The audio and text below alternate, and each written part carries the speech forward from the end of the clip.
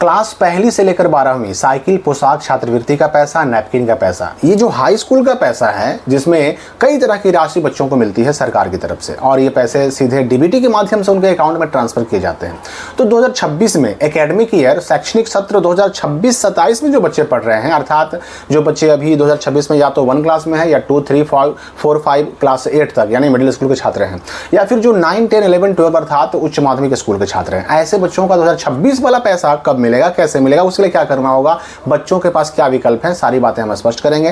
देखिए, साइकिल, पोशाक, छात्रवृत्ति और नैपकिन की राशि, अब इसमें कितना पैसा मिलता है पहले तो आप ये समझ लीजिए। देखिए, साइकिल के पैसे के रूप में 3000 रुपये की राशि मिलती है, वो केवल 9 क्लास वालों के लिए। लेकिन जो पोशाक का पैसा है, जिसको हम लोग ड्रेस का पैसा भी कहते हैं, वो 1 से लेकर के 12 तक के सभी बच्चों को मिलता है, जिसके तहत अलग अलग क्लास को अलग अलग राशि मिलती है, जिसमें अगर हम 9, 10, 11, 12 की अगर बात करें तो उसमें 1500 रुपये मिलता है पोशाक राशि के रूप में। और छात्रवृत्ति के रूप में अगर पहले की बात करें तो पहले 9, 10, 11, 12 का जो था ना पैसा, वो 1800 था, जिसको जस्ट डबल कर दिया गया है पिछले साल से, और ये 1800 नहीं, अब जो है 3600 मिला करता है छात्रवृत्ति की राशि के रूप में। और नैपकिन की राशि केवल लड़कियों को मिलती है 7 क्लास से लेकर 12 क्लास तक की लड़कियों को, और ये मिलता है 300 रुपये। अगर सारी राशियों को अगर हम जोड़ दें, सारे पैसों को अगर हम जोड़ दें, तो जो 9 के बच्चे होते हैं उनको पहले मिलता था 6600 रुपये, अब उसमें 1800 रुपये और बढ़ चुके हैं। ठीक है, 1800 रुपये बढ़ गए, मतलब वो 8400 रुपये हो गए।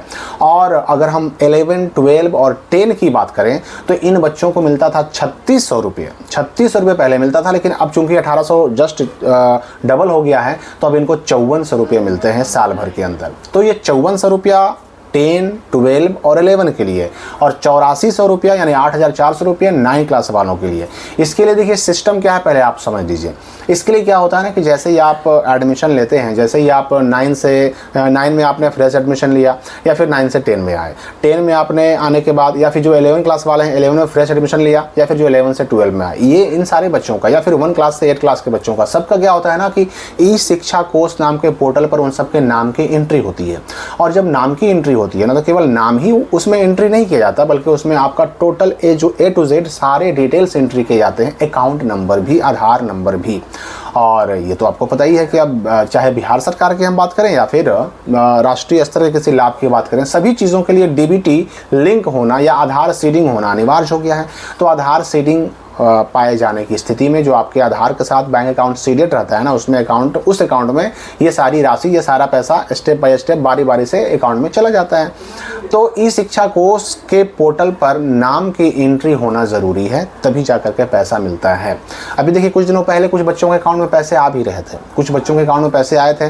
तो ये 2026 एकेडमिक ईयर के लिए नहीं आया, ये पिछले साल पिछले एकेडमिक ईयर के लिए आया है। ठीक है ना। अब 2026 एकेडमिक ईयर में अगर आप 1 से लेकर 8 तक या फिर 9 से लेकर 12 तक पढ़ते हैं, तो इसमें आपको 2 चीज़ पहले इंश्योर करना होगा, सुनिश्चित करना होगा कि आपका वो दोनों काम हुआ है कि नहीं हुआ है।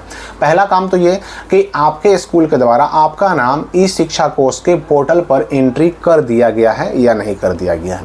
पहले तो ये आप इंश्योर कर लीजिए, कंफर्म कर लीजिए कि आपका नाम ई शिक्षा कोष के पोर्टल पर है या नहीं है, आपके स्कूल वालों ने एंट्री किया कि नहीं किया। क्योंकि यहाँ पर यह भी समझना आवश्यक है कि ई शिक्षा कोष के पोर्टल पर आपके नाम की एंट्री आप स्वयं नहीं कर सकते हैं। आपका नाम आप खुद से नहीं चढ़ा सकते हैं, आपका आधार नंबर, बैंक अकाउंट, ये आप खुद से नहीं डाल सकते हैं। ये कभी भी करेगा ना तो आपके स्कूल वाले ही करेंगे, आपके स्कूल प्रशासन की तरफ से ये काम किया जाता है, आपके हाथ में नहीं है। ठीक है ना। और ना ही आप चेक कर सकते हैं कि हमारा नाम ई शिक्षा कोष पर चढ़ा कि ना चढ़ा। पहले जब ये सारा काम मेधा सॉफ्ट के पोर्टल से होता था ना, तो उस वक्त बच्चों के पास कम से कम ये सुविधा होती थी कि बच्चे मेधा सॉफ्ट के पोर्टल से खुद भी अपना नाम चेक कर पाते थे कि हाँ भाई, मेरा नाम पोर्टल पे है कि नहीं, हमको पैसा, ये साइकिल का, पोशाक का, छात्रवृत्ति का पैसा मिलने जा रहा है कि नहीं मिलने जा रहा है, ये कम से कम चेक करने का अधिकार या फिर ऑप्शन उनके पास होता था। लेकिन अब नहीं। जब से मेधा सॉफ्ट के पोर्टल की जगह पर ई शिक्षा कोष का पोर्टल आया है, तब से बच्चों को चेक करने का ऑप्शन नहीं मिलता है। तो पहला काम इंश्योर कर लेना है कि आपका नाम मेधा सॉफ्ट के पोर्टल पर चढ़ा हुआ हो, एंट्री किया हुआ हो। दूसरा काम क्या होता है, वो स्कूल वालों को करना होता है, सभी कुछ स्कूल के ही हाथ में है। दूसरा काम क्या होता है कि जब राशि, पैसा, साइकिल, पोशाक, छात्रवृत्ति, नैपकिन का पैसा बच्चों को देना होता है ना, तो बच्चों के नाम के सामने 75% अटेंडेंस वाले कॉलम में यस या नो मार्क करना होता है, टिक लगाना होता है। एक तरह से कहें अगर हम तो टिक लगाना होता है। उसमें क्या होता है कि स्कूल वालों को निर्देश दिया जाता है कि जितने भी बच्चे आपके यहाँ पढ़ते हैं, अब प्राइमरी स्कूल वाले हैं तो वहाँ पर 1 से लेकर 5 तक बच्चे होंगे, मिडिल स्कूल हैं तो वहाँ 1 से लेकर 8 तक या फिर 6 से लेकर 8 तक पढ़ते होंगे, अगर सिर्फ हाई स्कूल है तो 9 और 10 के बच्चे होंगे, अगर +2 स्कूल है तो 9, 10, 11, 12 के बच्चे होंगे। जो जैसा स्कूल वैसे वहाँ के बच्चे। तो सारे स्कूलों को निर्देश, ये डायरेक्शन शिक्षा विभाग की तरफ से मिलता है कि भाई आपने अपने यहाँ के जो नामांकित बच्चे हैं उनका नाम जो ई शिक्षा कोष के पोर्टल पर चढ़ाया है, हर एक बच्चे के नाम के सामने उनका 75% अटेंडेंस एक निश्चित अवधि दी जाती है कि इस मंथ से इस मंथ तक देख लीजिए कि जो भी अवधि हो रही है, जितना समय क्लास चला है, जितने दिन क्लास चला है, उतने दिन में 75% अटेंडेंस बच्चे का है कि नहीं है। अगर है तो उसके नाम के सामने टिक करने के बाद एक यस का ऑप्शन आता है कि नो का, तो यस करके और ओके कर देना होता है। तो यस अगर हो गया मतलब आपका पैसा आएगा, मतलब आपके स्कूल ने ये प्रूफ कर दिया कि हाँ आपने अपने स्कूल में 75% जो डेज हैं, यानी जिन दिनों में स्कूल चला है, विद्यालय की कार्यालय अवधि रही है, उतने दिन आपने 75% डेज में आपने अटेंडेंस बनाया है, स्कूल गए हैं, पढ़ाई की है। और अगर नो कर दिया आपके स्कूल ने तो कहानी वहीं पे खत्म, आपका पैसा आपके अकाउंट में नहीं आएगा। 75% वालों का ही पैसा आता है। तो 2026 के जो बच्चे हैं ना, उनका ई शिक्षा कोष के पोर्टल पर नाम लगभग चढ़ चुका है। कुछ ही स्कूल ऐसे हैं जिन्होंने नाम को अपडेट 100% नहीं किया है, क्योंकि आपको पता है कि अभी भाई 11 वालों का तो एडमिशन अभी तो स्पॉट एडमिशन खत्म हुआ है। तो जब तक एडमिशन चलते रहेगा तब तक 100% कहाँ से उसको हम क्लियर मानेंगे। तो बहुत सारे स्कूलों में कुछ बच्चों का नाम अभी भी ई शिक्षा कोष के पोर्टल पर चढ़ना बाकी है।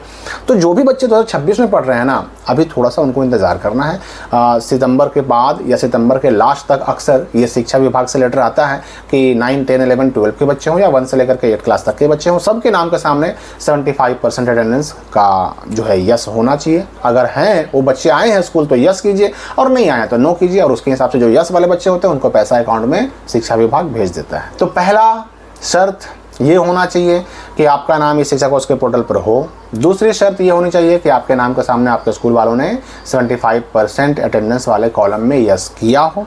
और तीसरी चीज़ ये भी होनी चाहिए कि आपका अकाउंट आधार सीडेड हो, तब जा करके आपको साइकिल का पैसा, पोशाक का पैसा, छात्रवृत्ति का पैसा, नैपकिन का पैसा, ये सारी राशि आपके अकाउंट में मिलती है। बात आप समझ गए होंगे। तो इस पर और भी जो आगे नए अपडेट आएंगे उन सारी चीज़ों की जानकारी आपको मिलती रहेगी। इस वीडियो के लिए फ़िलहाल इतना ही।